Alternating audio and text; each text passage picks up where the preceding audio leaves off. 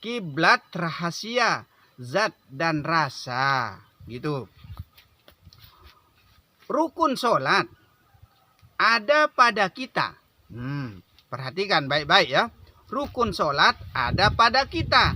Yang berdiri kita, yang ruku kita, yang sujud kita, yang duduk kita, yang berangan-angan kita, yang mendengar kita, yang mendengarkan kita itu siapa?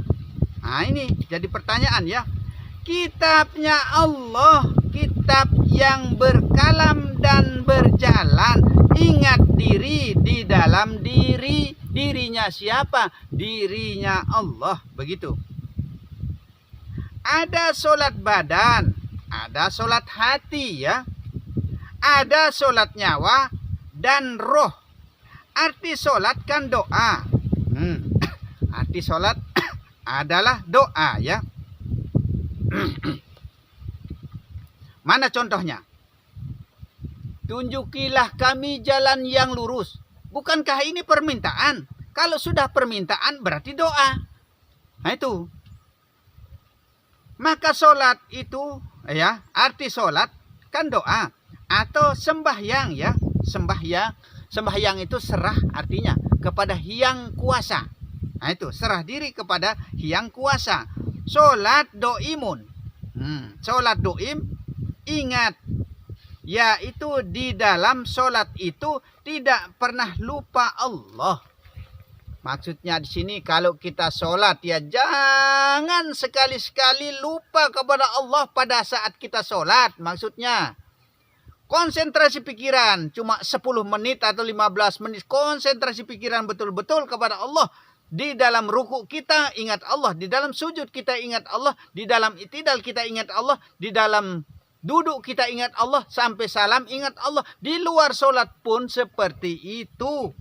Nah itu. Tidak pernah lupa kepada Allah. Walau sedetik pun. Setiap gerak. Setiap pemikiran. Pandangan dan kalam. Semua itu adalah Allah. Itu kita harus ingat itu. Begitu pula di luar sholat. Supaya semua itu adalah sembah. Supaya semua menjadi serah. Semua menjadi serah. Supaya semua itu menjadi ibadah. Begini ibadah, begitu ibadah. Di mana-mana orang ibadah. Supaya semua menjadi ibadah dimanapun tempat kita. Supaya terhitung ibadah. Makan, minum, tidur di rumah. Supaya menjadi ibadah. Kalau kita tidak tahu ilmunya. Tidak paham kemakrifatan kepada Allah. Bagaimana semua itu bisa menjadi ibadah? Tidak akan bisa. Nah itu. Maka jadilah sholat yang tiada putus. Tuh. Maka jadilah sholat yang tiada putus. Walau sekedip mata, walau sedenyut jantung. Walau sekedip mata atau sedenyut jantung. Jika lalai berarti neraka. Tuh. Kalau kita lalai berarti neraka. Maka jangan kita lalai kepada Allah. Ingat Allah, sebut Allah. Begitu. Maka pawailul lil musallin, neraka wail baginya orang yang lalai pada saat dia sholat, pikirannya melayang kemana-mana. Makanya kita harus konsentrasi pikiran kepada Allah pada saat kita sholat. Di luar sholat pun harus selalu ingat Allah di dalam gerak kita, dalam kehendak kita. Begitu. Ingat, kita itu adalah kitab yang berjalan dan kitab yang bisa berkalam. Itu. Hawa ya. Hawa itu nyawa sebenarnya. Atau angin. Atau napas. Nyawa kita. Itu sebenarnya. Nyawa kita. Adam, kenyataan yang ada pada diri. Badan maksudnya. Ya. Muhammad pemberian, nur atau sifat yang tiada bergerak atau bayangan itu kecuali gerak Allah. Zat atau roh. Roh ada 7 ya. 7 roh ini mempunyai perbuatan masing-masing. Mempunyai pergerakan masing-masing roh yang 7 ini. Kan sudah banyak tempat kita menguraikan roh ya. Tapi kalau saya menguraikan roh, ada yang berkata, sekarang kok ada orang yang melebihi Nabi Muhammad menguraikan roh. Masya Allah ya. Bukan seperti itu. Bukan kita melebihi Nabi Muhammad. Pada saat itu tidak berani dijelaskan, tidak berani diajarkan karena takut orang salah paham. Tapi sekarang ini mau salah paham silahkan. Mau mengerti silahkan, tidak mau mengerti juga silahkan. Jangan ikut di sini juga silahkan, mau ikut juga silahkan. Terserah kita. Jangan kita halangi orang lain ya. Orang sekarang sudah pintar semua, orang sudah menggunakan otak semua. Mereka sudah tahu yang salah dan yang benar. Mereka punya dalil akal, mempunyai dalil nakli untuk membenarkan segala sesuatu. Nah itu, tidak bisa kita mau menghalangi seseorang. Semua itu timbulnya dari diri kita sendiri, datangnya dari diri kita sendiri. Yang bisa mengatur diri kita sendiri.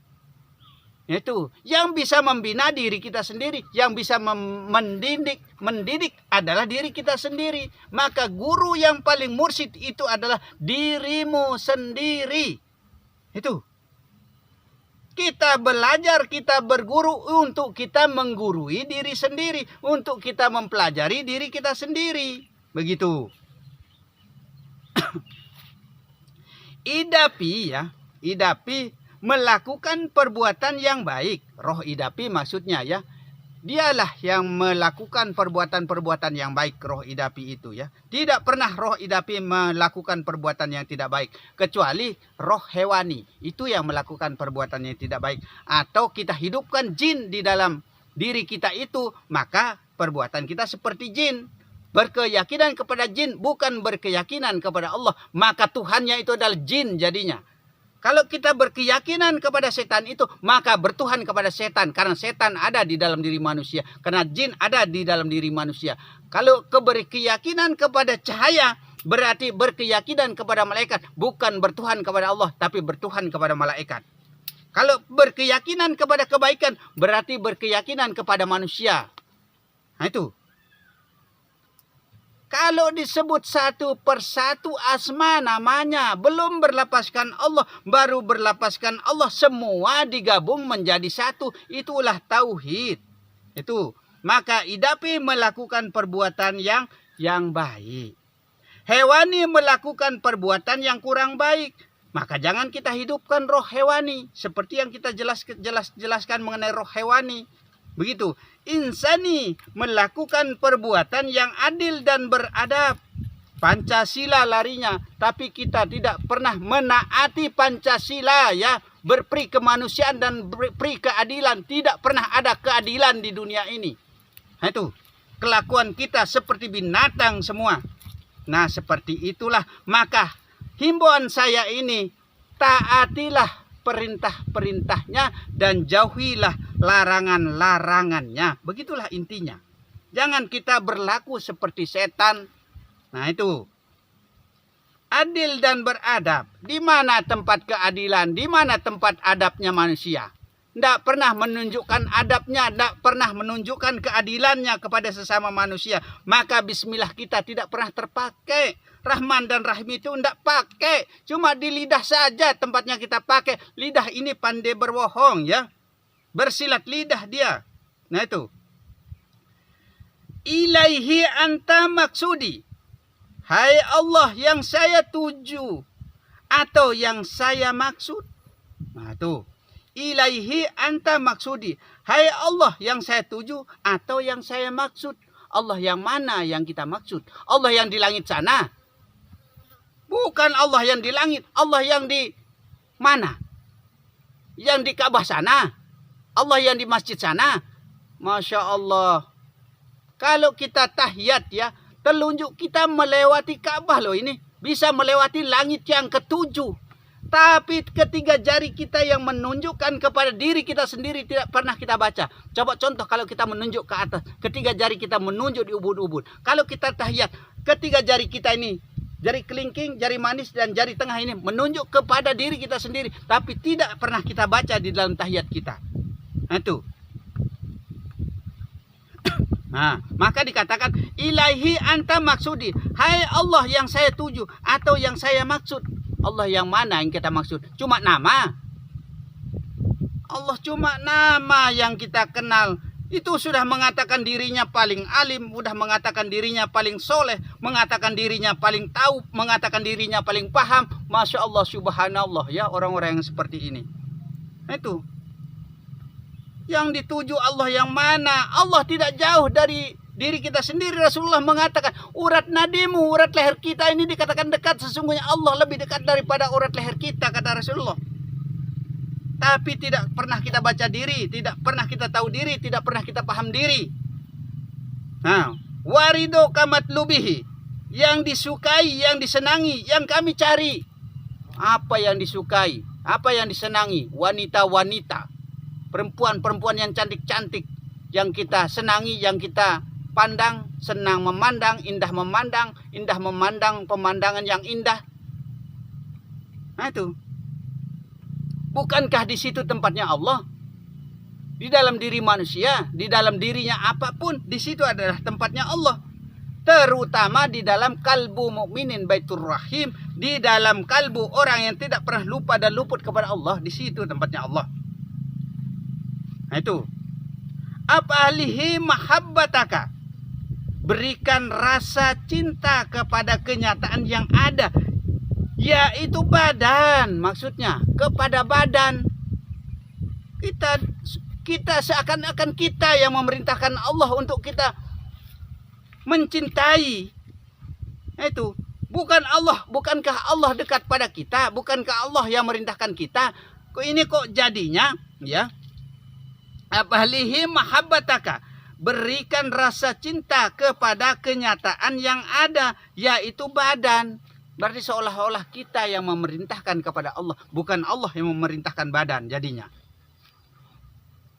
Wa ma'rifataka, dan mengenal kepadamu. Nah, yaitu Robbi bi Robbi. Allah kenal diri sebenarnya. Begitu. Allah kenal diri, Allah pandang diri, Allah tahu diri, Allah paham diri, Allah pelajari diri. Itu.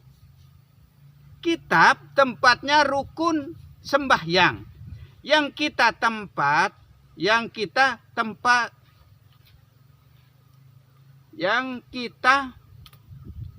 rukun sembahyang. Yang contoh saya ulang ya. Kitab tempat rukun sembahyang. Kita tempat rukun sembahyang. Di kita tempat rukun sembahyang, begitu. Di kita tempatnya rukun sembahyang. Contoh ya, yang berdiri kita, yang ruku kita, yang sujud kita, yang duduk kita, yang berkalam kita. Nah, itulah kalamullah. Maka kita ini adalah kitab sebenarnya. Tuh, kitab yang berkalam dan berjalan, yaitu diri sendiri yang hidup pada diri sendiri, yaitu hidupnya Allah. Pandang diri di dalam diri, ingatlah Tuhanmu di dalam dirimu. Tuh. Maka zikirlah ia, sembahlah ia, ingatlah dia. Dia itu siapa? Dia adalah Allah. Huwallahu ahad. Dia adalah Allah yang Maha Esa. Dia adalah Allah yang kuasa. Dia adalah Allah yang ahad. Nah itu kuasa di dalam diri kita, kuasa di dalam alam ini, kuasa atas segala-galanya. Allahu Akbar, Allah Maha Besar. Itu Allah Maha Besar. Tapi kebesaran Allah tidak pernah kita tunjukkan kepada diri kita. Itu tidak pernah kita tunjukkan kebesaran Allah pada diri kita. Tidak pernah kita tunjukkan kebesaran Allah pada alam ini. Selalu Allahu Akbar, Allahu Akbar. Tapi Allahu Akbar hanya sebatas lidah saja. Hanya sebatas lisan saja. Masya Allah orang-orang yang seperti ini. Maka pahamilah ilmu ini. Ilmu makrifat ini. Ilmu hakikat dari syariat. tarekat, hakikat, dan makrifat kita harus pelajari semua. Begitu. Jangan hanya sebatas syariat saja yang kita mau pelajari. Tarekat malas tahu, hakikat malas tahu, makrifat malas tahu. Masya Allah, jangan kita seperti ini. Cara yang benar adalah pelajarilah semua. Itulah ilmu Allah. Semua itu adalah pengetahuan Allah. Nah, inilah pelajaran-pelajaran yang secara ringkas, singkat, dan gamblang kepada Allah. Nah, itulah makrifat. Maka belajarlah bermakrifat kepada Allah, merapat kepada Allah Subhanahu wa taala, ya. Nah, uraian demi uraian yang dapat kami sampaikan mudah-mudahan bermanfaat bagi kita semua, ya, berfaedah bagi kita semua. Dan mudah-mudahan kita semua, khususnya yang ada di dalam ilmu makrifat Rahmat Lombok ini, mudah-mudahan kita selalu dalam lindungan Allah Subhanahu wa taala. Khususnya kepada semua yang mendoakan saya, dan alhamdulillah dan insya Allah saya juga ikut mendoakan, saling mendoakan. Allah mendoakan diri jadinya. Begitu. Allah yang ingat diri jadinya. Insya Allah. Dan mudah-mudahan selalu dan selalu kita selalu dihitung sebagai orang-orang yang beriman di sisi Allah Subhanahu wa taala. Karena di akhirat nanti akan dipanggil, hai orang-orang yang beriman. Mana orang yang beriman? Orang yang redo, ikhlas, pasrah, sembah kepada Allah Subhanahu wa taala. Selain itu tidak akan mampu dan bisa untuk berkata-kata kecuali orang-orang yang diredoi oleh Allah Subhanahu wa taala. Yang diredoi oleh Allah Subhanahu wa taala orang yang redo kepada Allah, orang yang serahkan jiwa dan raganya dari sekarang kepada Allah Subhanahu wa taala. Maka ialah orang yang beriman dan ialah orang yang mampu dan bisa berkata-kata. Tak seorang pun yang mampu berkata-kata kecuali orang yang diredoi oleh Allah. Yang diredoi adalah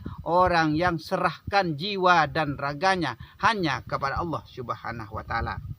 Nah, inilah sebagai himbauan dari saya dan mudah-mudahan bermanfaat bagi kita semua. Dan akhirul kalam wabillahi taufiq wal hidayah. Assalamualaikum warahmatullahi wabarakatuh. Mohon maaf dan mohon ampun kepada Allah dan kepada kita semua. Salamun kalam mir rabbir rahmanir rahim.